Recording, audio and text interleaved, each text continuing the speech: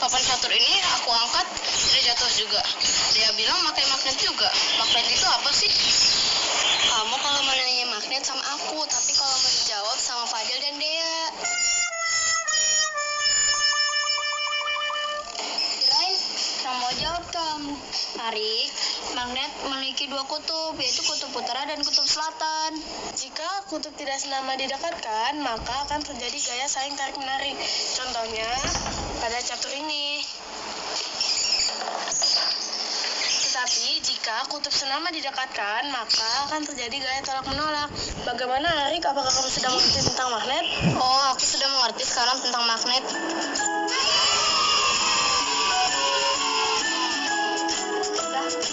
Jalan lagi ya. Halo Sobat X Science, senang sekali Kak Herman dapat berjumpa kembali dalam program kesayangan kita, X Science, Eksplorasi Sains. Sobat X Science, jika sebuah magnet kita potong terus-menerus, maka kita akan mendapatkan magnet-magnet kecil. Magnet-magnet kecil ini disebut sebagai magnet elementer, alias magnet domain. Ada juga loh, benda-benda yang tidak dapat ditarik oleh magnet. Nah, sekarang mari kita perhatikan perbedaan berikut ini. Magnet bisa menarik paku dan klip kertas. Namun, magnet tidak dapat menarik sendok, plastik, dan ranting. Paku dan klip kertas termasuk benda magnetis.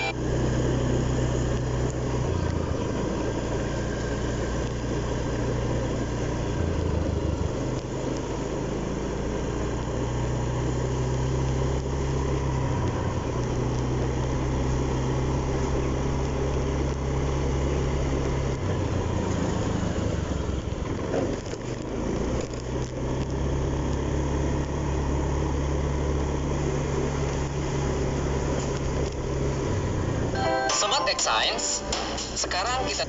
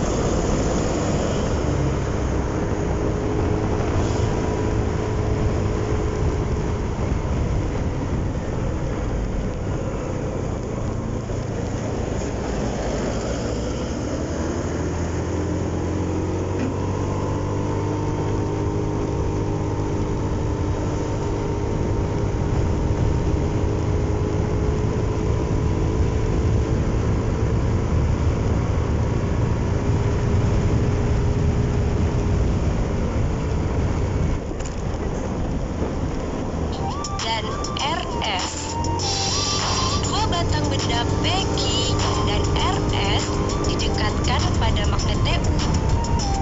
Hasilnya ditunjukkan pada tabel berikut ini.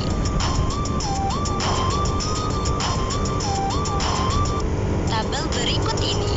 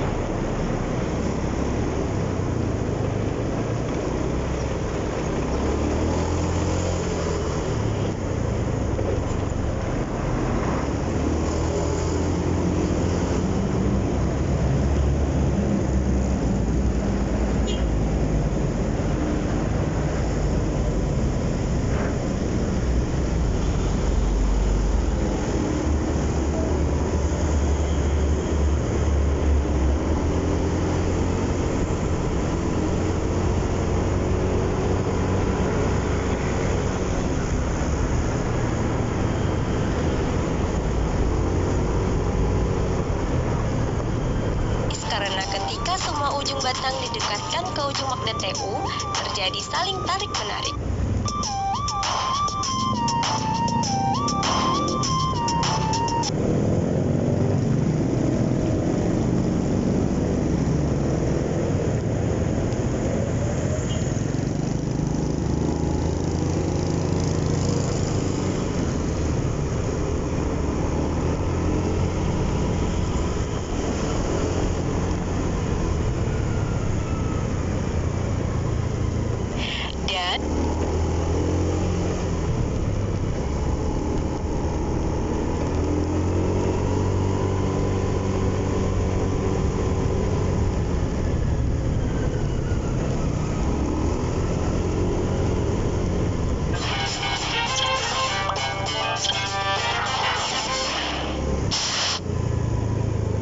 Dan tak terasa tahun demi tahun telah berlalu. Beban yang berat kini sudah berkurang dan sangat aku syukuri. Bu, Rende besok harus beli buku dan alat tulis yang baru. Iya, tapi sekarang pakai tas yang ini dulu.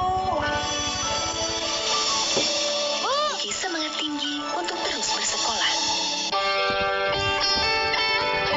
Buku adalah sumber pengetahuan.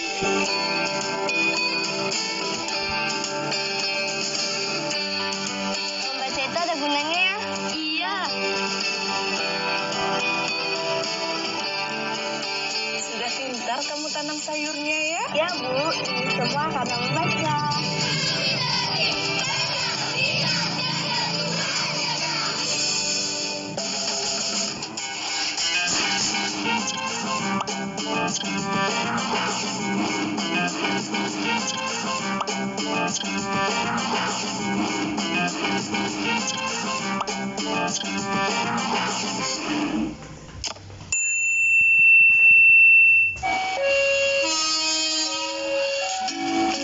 Halo Sobat X Science, siapa di sini yang tidak tahu kereta api?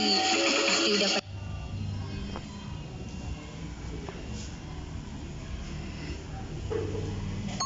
Apa jadinya ya jika laju pergerakan kereta api ini dipadukan dengan aplikasi dari sifat-sifat magnet? Apakah mungkin manfaat dan sifat-sifat magnet dan kereta api dapat disatukan? Bakal jadi apa ya? Penasaran kan?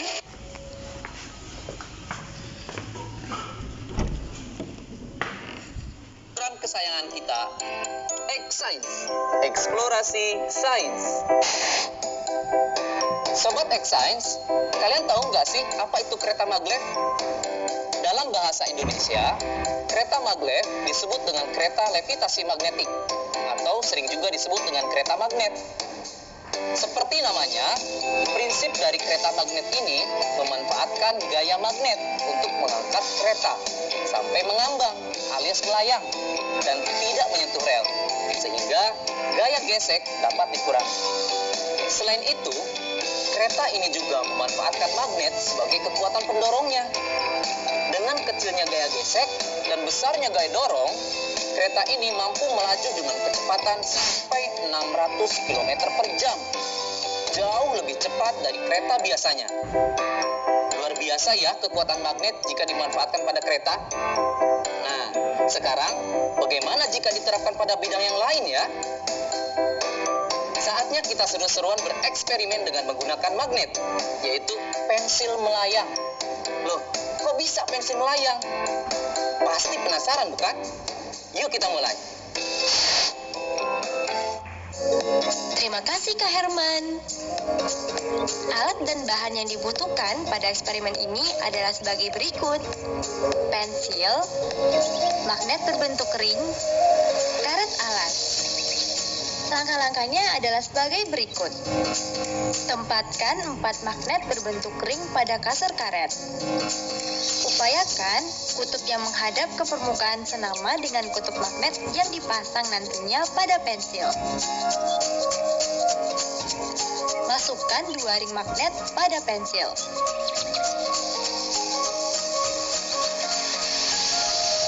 Tempelkan pensil pada sandaran kasur karet. Seketika pensil melayang. Nah, kok bisa sih? Sekarang, mari kita amati yang terjadi. Wah, pensilnya melayang. Bagus sekali ya, sobat.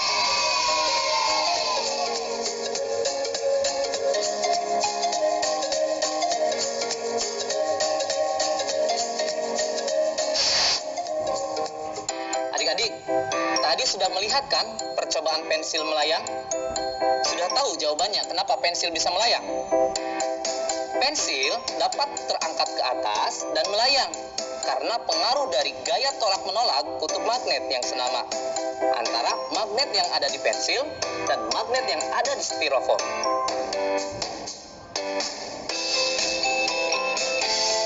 Nah, sekarang selamat mencoba di rumah ya. Sampai jumpa di eksplorasi sains berikutnya.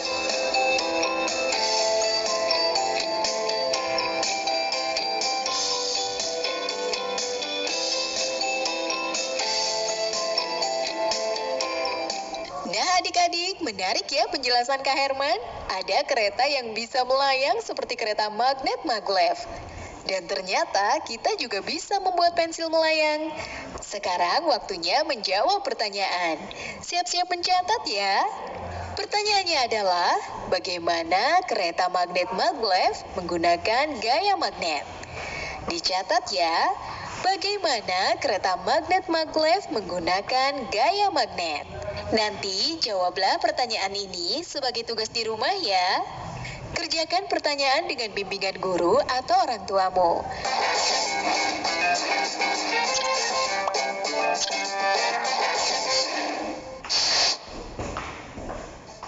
Cuci tangan itu penting untuk mencegah datangnya penyakit.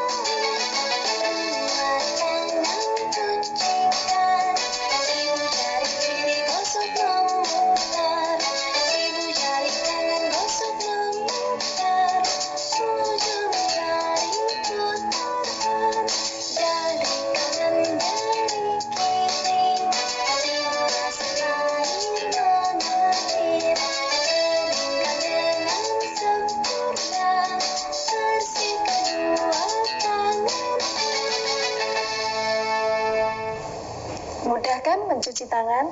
Dipersembahkan oleh Corona, Corona, jangan ganggu aku. Ayo, ayo cuci tangan, usai bermain di luar. Ayo makan makanan sehat, serta buah-buahan. Ayo jaga kebersihan, cuci perkakasmu. Jangan lupa berolahraga agar badan tetap bugar. Berikan salammu dari jauh untuk teman tersayang. Berikan doa terbaik untukmu, teman-teman di rumah.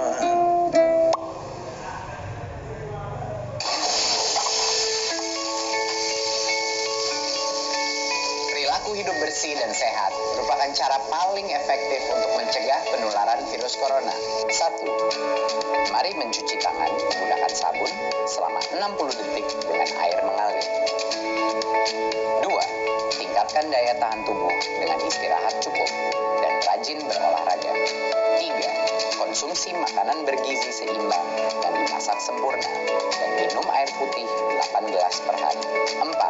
Gunakanlah masker atau tutup mulut dengan lengan jika batuk atau bersin. 5. Jika ada gejala seperti demam dan sesak napas, segera kunjungi pelayanan kesehatan terdekat. Jadi, tetap tenang dan selalu waspada. Mari kita maksimalkan upaya pencegahan virus corona dengan menerapkan perilaku hidup bersih dan sehat.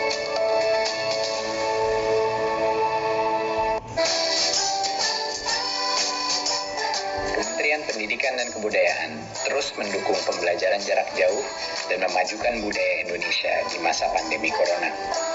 Saksikan program Belajar dari Rumah setiap Senin sampai Minggu untuk semua jenjang pendidikan, guru dan orang tua hanya di TVRI.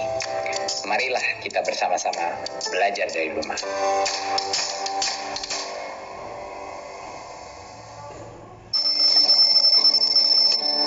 Perjalanan kisah seorang wanita karir mendampingi putranya yang mengalami disleksia.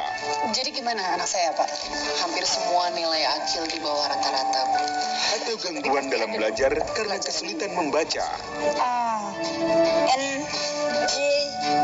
Diwarnai konflik batin, penuh suka, duka, dan trauma yang akhirnya menyatukan mereka. Kil-kil kan tadi bilang mau belajar kan, Kil? Kau malah gambar, Kil? Drama keluarga, Wonderful Life. Selasa 14 April 2020, pukul 21.30 waktu Indonesia Barat. TVRI, media pemersatu bangsa.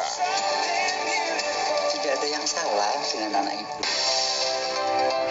Sebuah drama adaptasi novel ternama karya sutradara Garin Nugroho Yang memaksa saya untuk berkisah tentang wanita pribumi dalam pusaran konflik zaman Hindia Belanda. Nyai, Rabu 15 April 2020, pukul 21.30 waktu Indonesia Barat. TVRI, media pemersatu bangsa.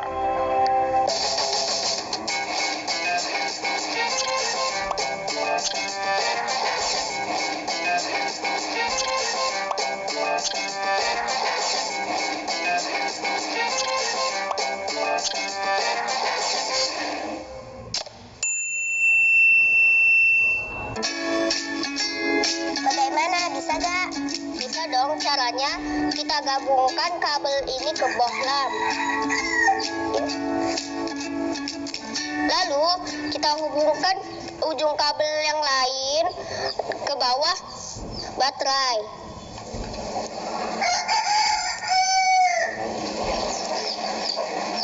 Jadi deh. Kalian lagi apa sih? Oh, bikin lampunya menyala. Sini aku juga bisa.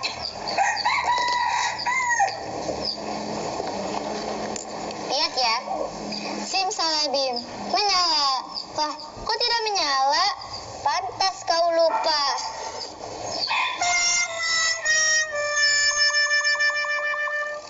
Halo Sobat X Science, kembali lagi bersama Kak Herman dalam program kesayangan kita, X Science, Eksplorasi Sains. Sobat X Science, tahu tidak kenapa bohlam bisa menyala ketika dihubungkan dengan baterai menggunakan kabel? Itu karena ada arus listrik yang mengalir. Nah, arus listrik itu mengalir dari kutub positif ke kutub negatif, atau dari tegangan yang lebih tinggi ke tegangan yang lebih rendah. Bagaimana ya dengan larutan? larutan bisa tidak menghantarkan listrik. Baik adik-adik, kita buktikan yuk dengan eksperimen. Sobat X-Science, eksperimen kita kali ini adalah percobaan larutan elektrolit dan non-elektrolit. Alat dan bahan yang dibutuhkan dalam eksperimen ini yaitu toolkit listrik yang berisi gauge-meter, aquades, air garam, dan air asam jawa. Setelah semua alat dan bahan tersedia, maka langkah selanjutnya, masukkan ujung kabel ke larutan aquades, lalu amati jarum pada meteran alat atau disebut tidak bergerak. Setelah itu, ulangi proses kegiatan dengan menggunakan larutan air garam dan larutan asam jawa. Perhatikan pergerakan jarum pada gauge-meter.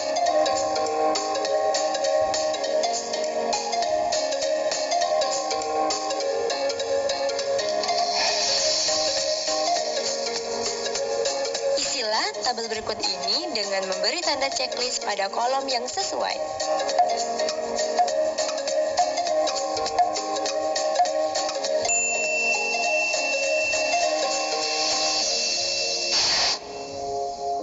Sobat X-Science, sekarang kita simak ya penjelasan hasil eksperimennya. Ternyata ada dua macam larutan berdasarkan kemampuannya dalam menghantarkan arus listrik. Larutan yang tidak menghantarkan arus listrik disebut larutan non-elektrolit. Sementara larutan yang bisa menghantarkan arus listrik disebut larutan elektrolit. Kok bisa demikian ya adik-adik? Begini, kakak jelasin ya. Larutan non-elektrolit tidak dapat menghantarkan arus listrik karena di dalamnya tidak ada ion. Contohnya air aquades atau air murni. Makanya tadi dalam percobaan jarum pada gauge-meter tidak bergerak. Sekarang bagaimana sih larutan yang dapat menghantarkan arus listrik? Larutan elektrolit terbentuk dari terlarutnya senyawa elektrolit dalam peralut air, di mana senyawa itu terurai sempurna membentuk ion positif atau disebut kation dan ion negatif atau disebut anion.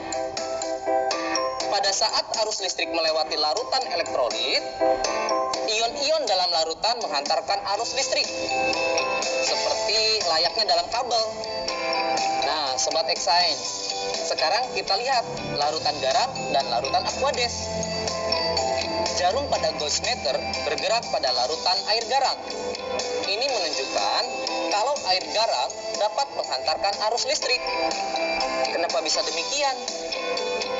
Garam atau NaCl ketika larut dalam air, garam tersebut akan terurai menjadi ion-ion, yaitu ion Na+ dan ion Cl-, yang kemudian mereka terurai, berpencar saat di dalam air. Begitu penjelasannya adik-adik. Menyenangkan bukan belajar sains? Nah adik-adik, dari tayangan tadi kita belajar kalau air garam dan air asam jawa bisa mengantarkan arus listrik. Sekarang waktunya menjawab pertanyaan. Siap-siap mencatat ya. Pertanyaannya adalah, kenapa air garam bisa mengantarkan arus listrik?